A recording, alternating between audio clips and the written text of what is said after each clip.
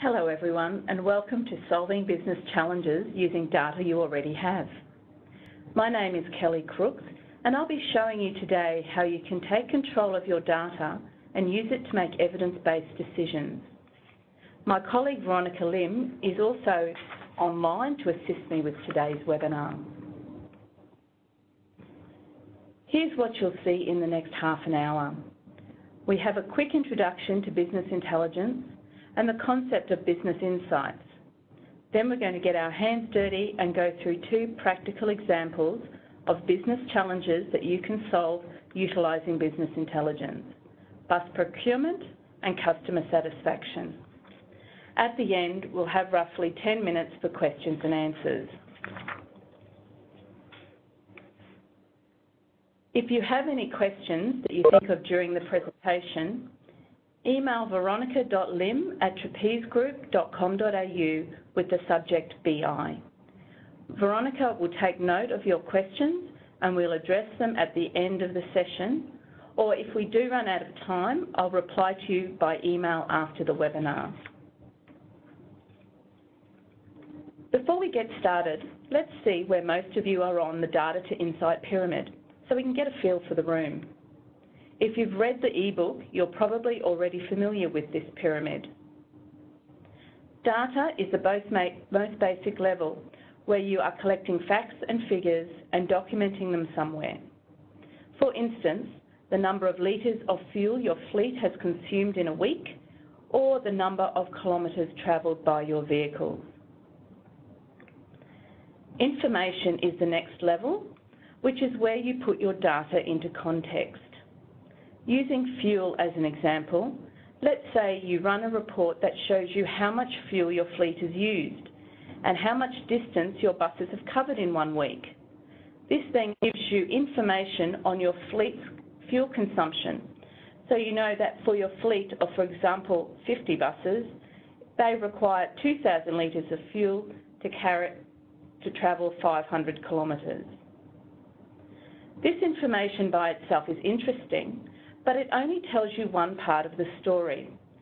What other information could be relevant? How about breaking down that report to look at the fuel consumption of each individual bus in your fleet, and then adding in additional information on the routes that they are travelling and the model details of each bus, such as engine size, age, capacity, and so on. Now you've got some detailed intelligence on fuel consumption for different models and terrain. Now we come to insight. Insight is an interesting one because it's something beyond a computer's capability, at least right now. To get insight, you need experience and wisdom to take the intelligence gathered by your computer systems, synthesize the facts, which wouldn't be readily available from your data, and then figure out what action to take. In this instance, the insight would be understanding that one of your new buses with a more powerful engine is more suitable than an old bus for a route that goes through a region with a lot of hills, and then taking action by allocating the right bus to this route to reduce fuel consumption. Where does your bus company sit on the Data to Insight pyramid? Let's take a poll. What level do you think your organisation is on at the pyramid? I'll just start it now, and you should see the poll come up on the bottom right corner of your WebEx screen. It's all anonymous, so just put down what you honestly feel and no one else is going to know who voted for what. What level do you think you're on? Data, information, intelligence, or insight? Okay, everyone put in their vote. I'll just close the poll now and let's see what everybody said. It's really interesting, and it's good to see that most of you are on the same page, with some making a stance a little bit further up the pyramid. That makes it a bit easier for us to present something at your level, which the majority of people are on the data level.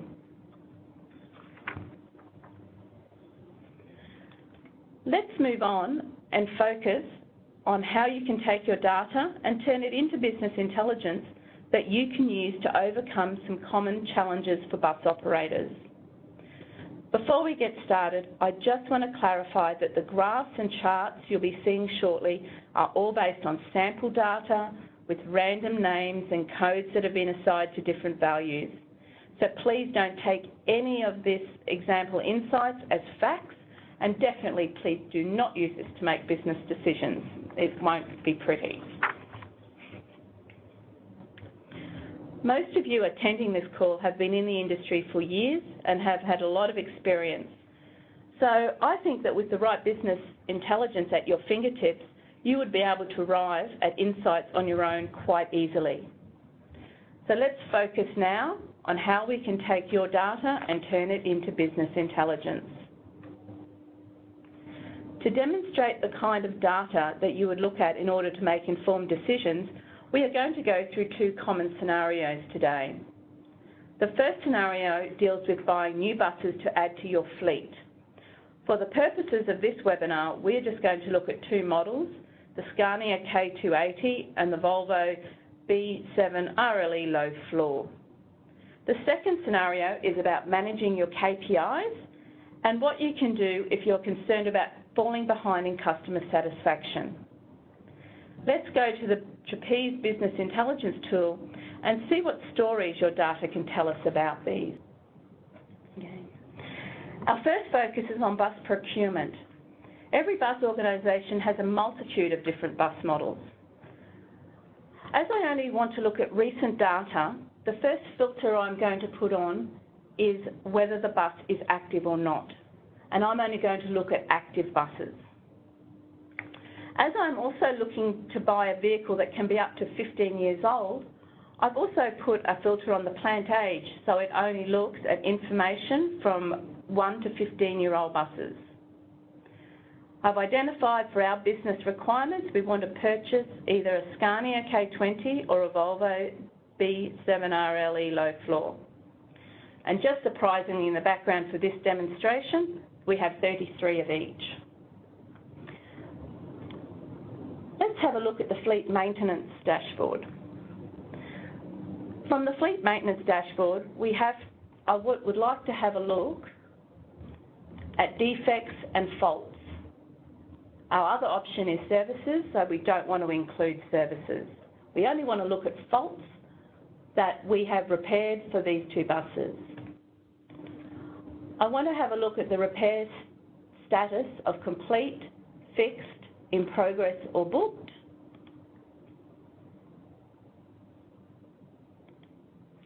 And I'm happy with all the data years, so I want to look at all the data that we have.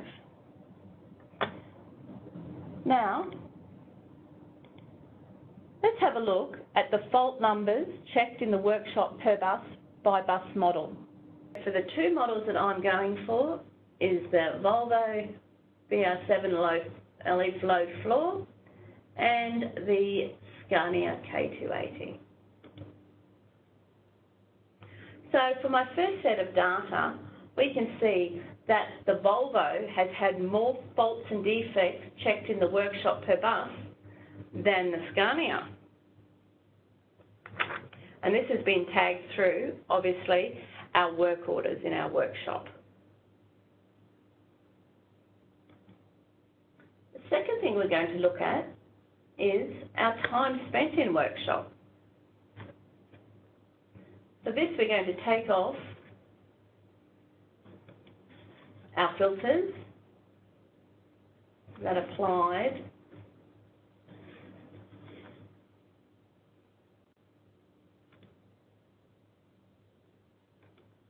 our fleet maintenance. Let's go back. I took the wrong ones off, of course, and go back to the low floor and the Scania 80. And back to time in workshop.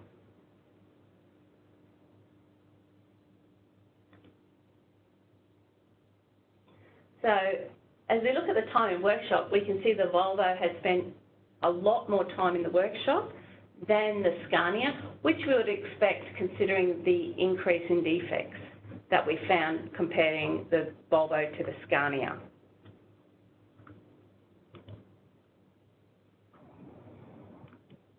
Another set of data that would be of interest is the number of times these models break down.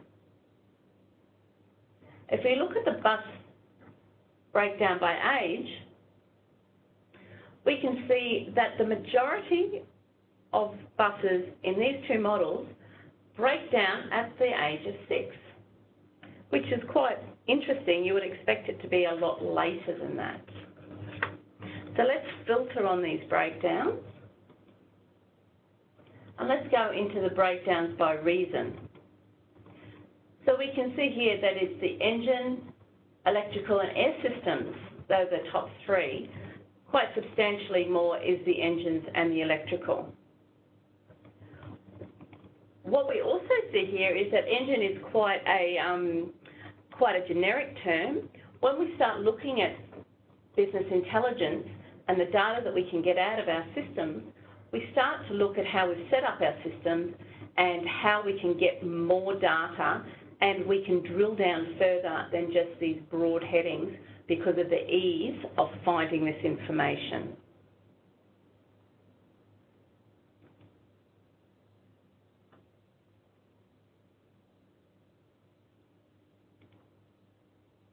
Now let's have a look at the fleet cost. So here we've got our 2 models, and we can see that the Volvo uses quite a bit more fuel than the Scania. Well, not quite a bit, just a bit. So the litres per 100 kilometres for the Volvo is 33.24, and for the Scania, it's 32.37.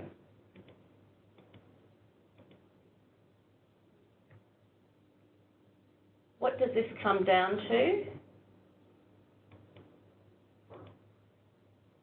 Into running costs per 100 kilometres, we've got the Volvo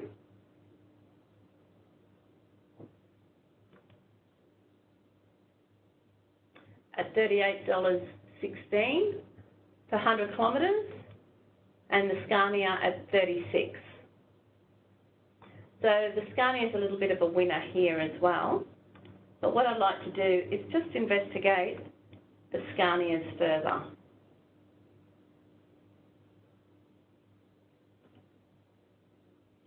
And what we can see here is we've drilled down to all the models of the Scania, K280, and we see here this CXR 508.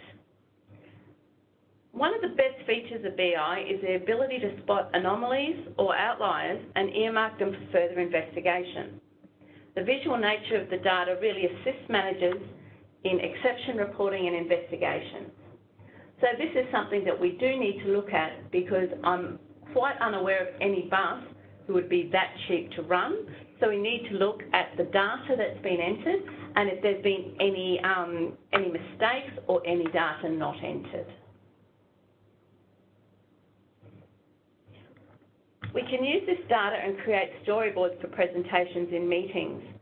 Using these graphs, which in this case would be a purchasing meeting, it really brings to life some of the data and makes it clear for everybody concerned. There are many other variables in selecting a bus to purchase, and really with my experience and background, the decision is really not up to me. But I can assist in providing the information quite quickly for those managers who need that information, or they can make it themselves and then filter that information down the line. Our second challenge is meeting KPIs. Bus companies are required to meet KPIs as designated not only by government agencies but also internally. Reporting on these KPIs is important, but also managing and reducing the events is a priority. Our second scenario is how we can quickly assess how we're going with our performance monitor KPIs and how we can use insights to reduce our performance monitor events. From our performance monitor management summary, our overall year to date, which is up here, shows us that by comparing the same time period this year to last year, And as they're green, the numbers, it means that we have less of these events for the same period this year than last year. If any statistic was greater than last year, it would be red to highlight something that we really need to look at immediately. In our incidents by hours charts, we highlight the danger hours whereby the most incidents or accidents occur. Looking at our incidents chart, the red is this year and the blue is last year. Not surprisingly, most of our incidents occur at 3 p.m. when our little darlings board the buses after school. I think this is what all of us would have expected, unfortunately.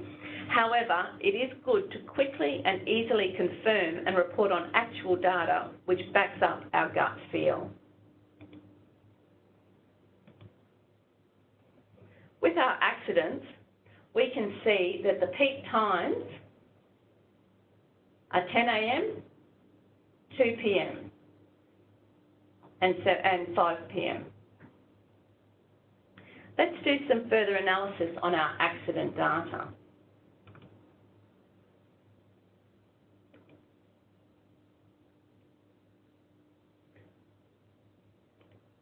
Looking at our trend graph, we can see that the depot with the most accidents is Sydney, which is probably our largest depot. Let's click on Sydney and filter.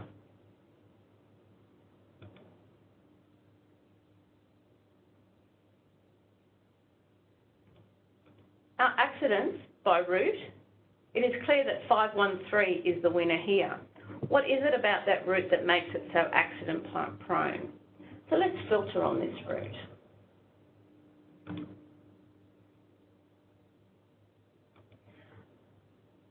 Looking at our accident damage type, we can quickly ascertain that thankfully the majority of the accident damage was insignificant, minor or slight.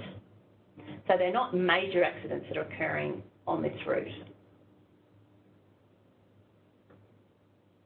Looking at our accidents by driver, top 5, we can see 10 is the most, 6 is the least in our top 5. There's not a huge variance here, so we could probably dismiss that it was drivers that caused this accident. There's quite a few, there's not one in particular.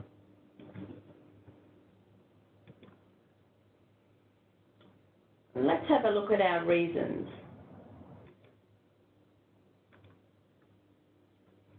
Our accidents by top 5 reasons show it's vehicle hitting a stationary bus or bus hitting a stationary object. What is it about this route which encourages these types of accidents? It is really time to investigate this route further. We can create a data table with data presented from each information. This is a demo database and we can't delve deeply into accident specifics as the data isn't there, but things like location, driver, bus number, route and cause can be available for analysis, and this will slot nicely into Excel.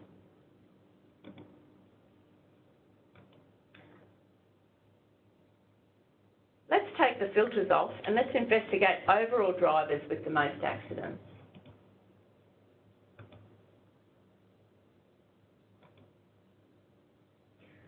Fortunately, or perhaps unfortunately for the driver, we can see that Raja Pate is perhaps in need of training. It's important to remember that you can create your own apps on a personalised dashboard. Here we are showing accident by driver top 5, but if you wanted to see all drivers with accidents, you can create your graph for that and then use a filter. We can also take data like training and add it to accident information to see if there's any correlation between accidents and the lack of training. Or conversely, if a driver has had extra training and continues to have a high accident count. Now let's put a filter on Raja and let's see how he's doing with his other performance indicators. So let's go straight to the heavy stuff, the complaints. Complaints can be easily analysed. We filter by Pate and we can see he has 138 complaints. If we look at the complaint's top 10 reasons, we can see that the majority of his complaints, the late departures, driver no-show, early departure, is to do with late and early on a shift. We can then go to the early late details, and we have our data sitting here that we can investigate further and have a look at what we need to do to remedy the issue that we're having with the complaints for Pate. Let's go back into our complaints analysis and let's get rid of our filter. We can look back into our top 5 drivers and we see that Macon Fitzgerald is the winner by a long shot. This is just a pure count of complaints. If we go into this statistic, we can see that we can normalise our data here by looking at the number of complaints per 1,000 hours. We can apply this sort of normalisation to other graphs and charts. Let's look at some positive data. Let's go to compliments. We must have some. Okay. Compliments per driver, we can see our top driver is Petra Owen, which is fantastic. She's done a great job. And let's look at our compliments per year. We can see here that 2015 appeared to be a stellar year for compliments, but we've had a complete drop in 2016. Questions like, is all the compliment data being captured and entered into our data source? That's a really good question to ask here.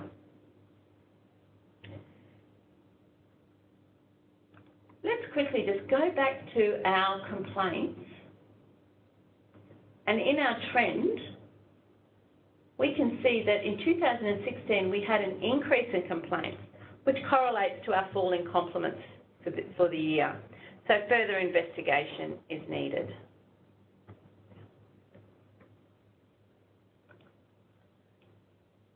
In summary, with the right tools, the data you already have can be transformed from data to insights to assist with business decision making. Using dashboards containing not only statistics, but graphs and other tools highlight business anomalies and present clear findings on where internal business investigations need to be made. Our business decision with bus procurement showed how quickly we can get the information we need to make informed decisions about purchasing, and our KPI monitoring gave simple examples of the power of insight to highlight where our trouble spots are and also how we are travelling with overall KPIs.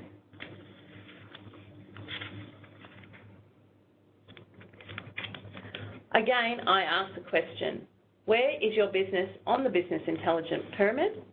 And is it time that you moved up the ladder? Okay, let's move on to the live question and answer session. Veronica, did we have any questions that came in through the presentation? Oh, thanks, Kelly.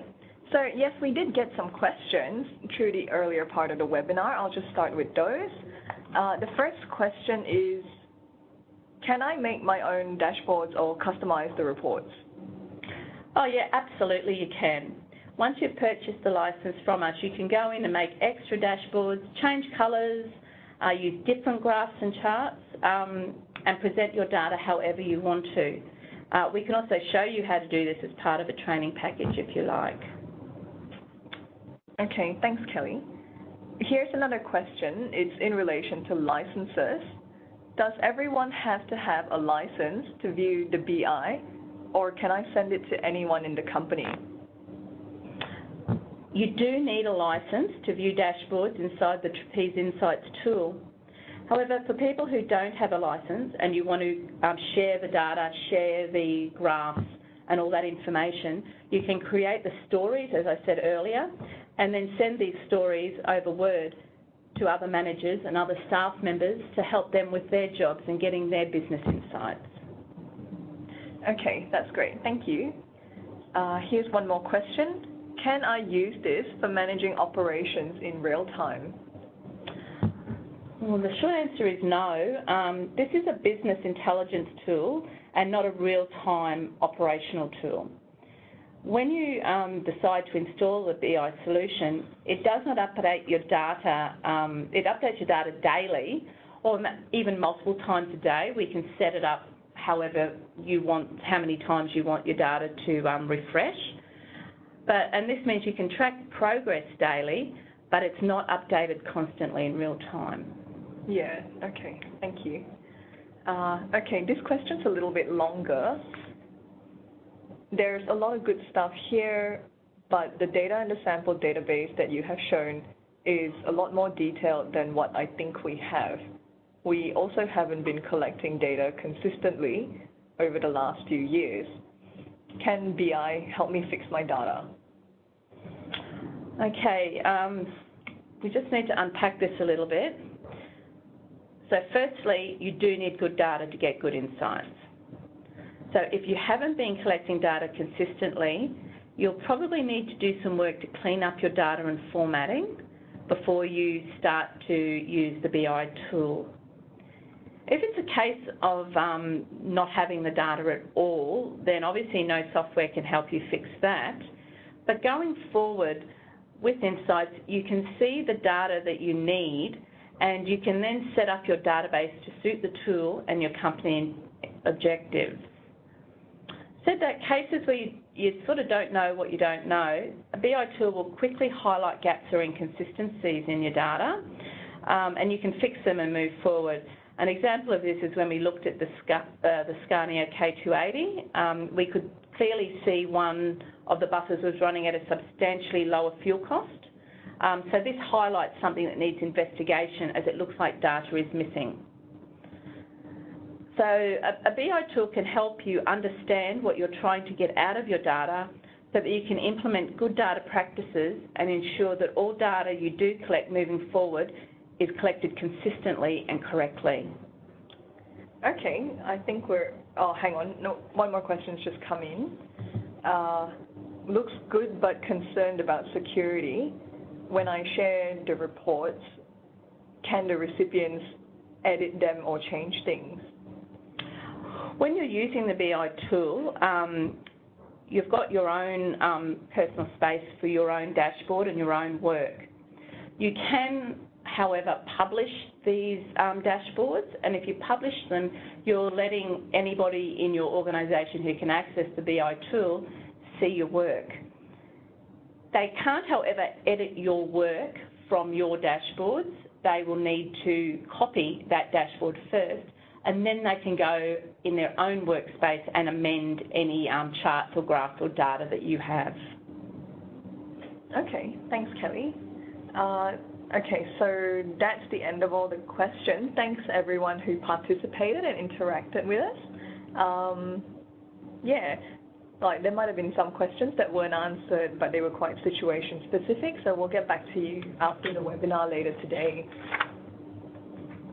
Thanks, Veronica. So if you found today's webinar interesting and you'd like to learn more about how your company can leverage BI, make sure you contact us for a personalised demo that's specific to your situation and your objectives. You can either go to the URL on the screen, or you can email your key account manager to request this. Thanks very much for your time today. I really hope you enjoyed the session and have a great rest of the day. Thank you.